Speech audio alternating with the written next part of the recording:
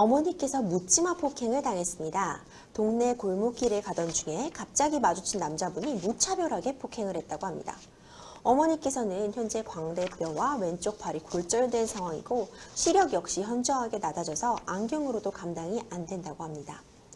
수술을 할 수 있을지도 경과를 지켜봐야 한다는데 상대방은 술을 먹고 그랬다며 기억이 나지 않는다고 합니다.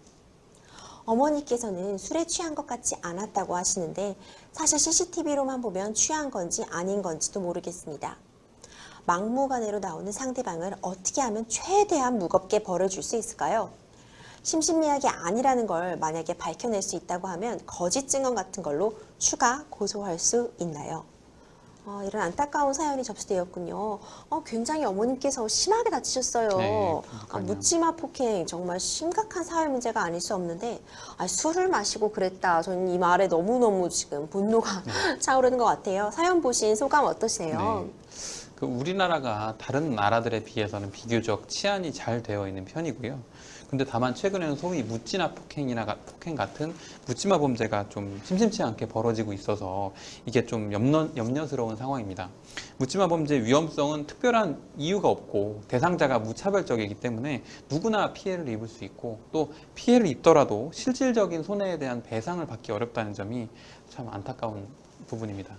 네, 정말 좀 안타까운 상황인데요. 상대방의 대응이 전 더 화가 나는 것 같습니다. 네. 지금 심신미약 주장하고 계신 것 같은데 술을 마셨기 때문에 기억이 안 난다 이렇게 대응을 하고 계세요. 과연 음주로 인한 심신미약 이 상황에서 감경 요소가 된다거나 참작될 여지가 있는 건가요? 네,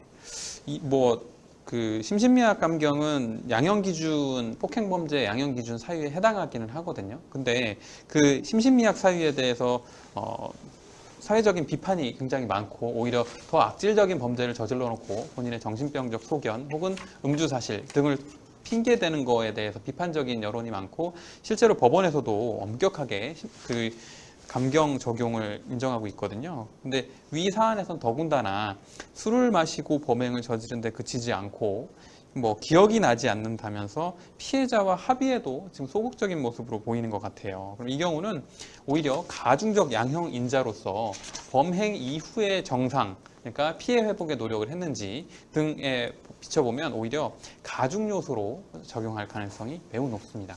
변호사님 말씀을 들으니까 제가 좀 속이 좀 싹 내려간 것 같은데요. 오히려 이런 식의 내가 술을 먹어서 그랬다, 기억이 안 난다는 대응 방법은 요즘 같은 시기엔 당연히 가중적 양형사유 된다 이런 말씀 전해주셨고요. 상담자분 어머니 사례처럼 무차별 폭행, 묻지마 폭행을 당한 경우에 꼭 알아두면 좋을 법률 팁도 좀 전해주세요. 네. 일단은 묻지마 범죄가 벌어질 경우에는 첫 번째로 가장 중요한 게 이제 상대방하고 맞대응을 절대 하지 마시고요. 왜냐하면 상대방이 범죄를 저지르는데 어떤 이유가 있는 게 아니기 때문에 일단은 자리를 피하시는 게 제일 좋을 것 같아요.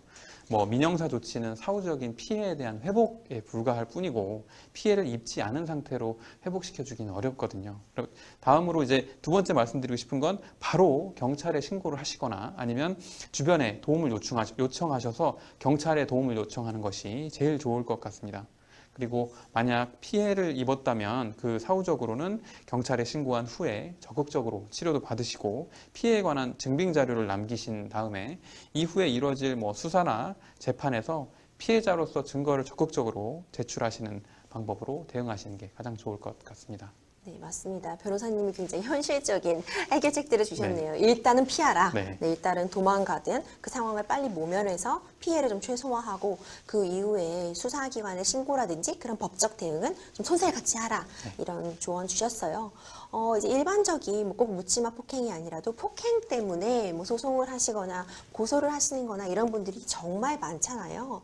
폭행으로 인한 피해 배상 같은 걸 요구하는 소송 진행하시는 경우에 좀 미리 준비해 두시면 좋을 만한 그런 상황들 어떤 게 있을까요? 네. 보통 이제 폭행 피해가 벌어질 경우에 단 둘이 있는 상황에 이런 범죄가 벌어진다면 상대방이 폭행 범죄 자체를 부인하는 경우들이 많거든요.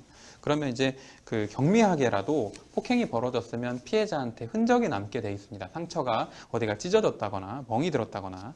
그래서 우선은 피해자께서 본인이 입은 피해에 대해서 적극적으로 치료를 받으시고요. 이에 대한 증거를 남겨두시는 게 좋습니다. 가령 병원에서 진료를 받으실 때 어떤 경위로 피해를 입은 건지에 대해서도 뭐 의사에게 진술을 해놓는다면 그런 사항들도 추후에 진단서 발급 시에 진료기록부에 남거든요. 그러니까 그런 식으로 피해에 대한 적극적인 증거를 남겨놓으시고요. 그 다음에는 폭행 사실에 대해 단둘이 있었던 경우가 아니라 혹시라도 주변에 지인이라든지 누군가 목격자, 가게라든지 이런 곳이 있어서 목격자가 있다면 사실 확인서를 받아 놓는 것도 좋습니다.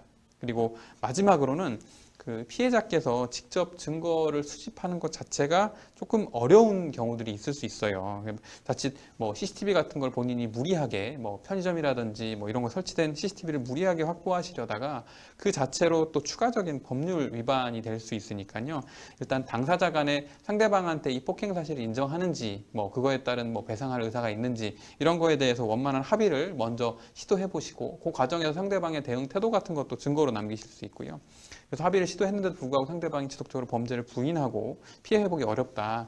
그러면 부득이하게 경찰서를 통해서 고소 절차를 진행을 하시고 그를 통해 증거를 확보하시고 수사 절차가 진행되도록 하셔야 할 것 같습니다. 일단 본인이 좀 자료 같은 거를 딱 제대로 준비를 해두시고 그다음 이제 수사기관에도 좀 협조를 요청하고 그런 방식이 필요할 것 같네요.